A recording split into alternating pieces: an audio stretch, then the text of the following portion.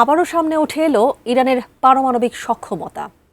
বিশ্লেষকরা বলছেন যে কোনো মুহূর্তে পারমাণবিক অস্ত্র বানিয়ে ফেলতে এখনও সক্ষম ইরান।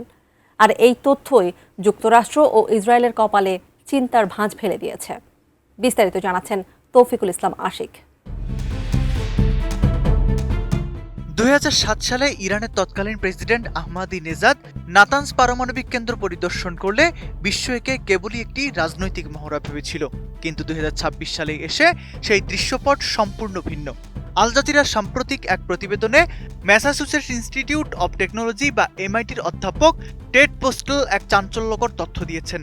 তার মতে, পারমাণবিক বোমা বানানো এখন ইরানের জন্য অতীতের যে কোনো সময়ের চেয়ে সহজ।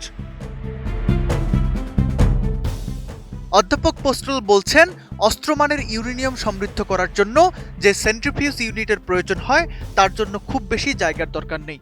মাত্র ৬০ বর্গমিটার এলাকা, অর্থাৎ সাধারণ একটি মাঝারি সাইজের ফ্ল্যাটের সমান জায়গাতেই গড়ে তোলা সম্ভব গোপন ল্যাবরেটরি।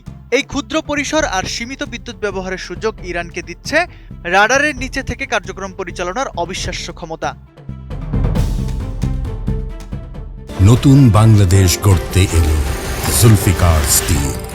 জুলফিকার স্টিল। সবচেয়ে বড় দুশ্চিন্তার কারণ হলো ইরানের ভৌগোলিক অবস্থান। দেশটির অধিকাংশ ইউরেনিয়াম মজুদ সংরক্ষিত আছে মাটির অনেক গভীরে, নিশ্ছিদ্র পাহাড়ের ভেতরে। মার্কিন কিংবা ইসরায়েলি সামরিক বাহিনীর শক্তিশালী বাংকার বাস্টার ক্ষেপণাস্ত্র দিয়েও এই স্থাপনাগুলো পুরোপুরি ধ্বংস করা প্রায় অসম্ভব। গোয়েন্দা বিশ্লেষকদের মতে ইরান ইতিমধ্যে উচ্চমাত্রার ইউরেনিয়াম সমৃদ্ধ করার প্রযুক্তিতে স্বয়ংসম্পূর্ণ। অধ্যাপক টেড পোস্টল আরও ভয়ঙ্কর তথ্য দিয়েছেন। সাধারণ পারমাণবিক বোমার কার্যকারিতা নিশ্চিতে পরীক্ষার প্রয়োজন হয়, কিন্তু ইউরেনিয়াম ভিত্তিক অস্ত্রের ক্ষেত্রে এই পরীক্ষার প্রয়োজন নাও হতে পারে। অর্থাৎ বিশ্ব কিছু বুঝে ওঠার আগেই ইরান ঘোষণা দিয়ে দিতে পারে যে তারা এখন একটি পারমাণবিক শক্তিধর দেশ। শুধু তাই নয়, এই বোমা বহনের জন্য প্রয়োজনীয় দূরপাল্লার ব্যালিস্টিক ক্ষেপণাস্ত্র বা ডেলিভারি সিস্টেমও এখন তেহরানের হাতে মজুদ। যদিও ইরান শুরু থেকেই দাবি করে আসছে তাদের এই কর্মসূচি কেবলই শান্তিপূর্ণ এবং বিদ্যুৎ উৎপাদনের জন্য, কিন্তু বর্তমান যুদ্ধ পরিস্থিতি সেই যুক্তিকে চ্যালেঞ্জের মুখে ফেলেছে।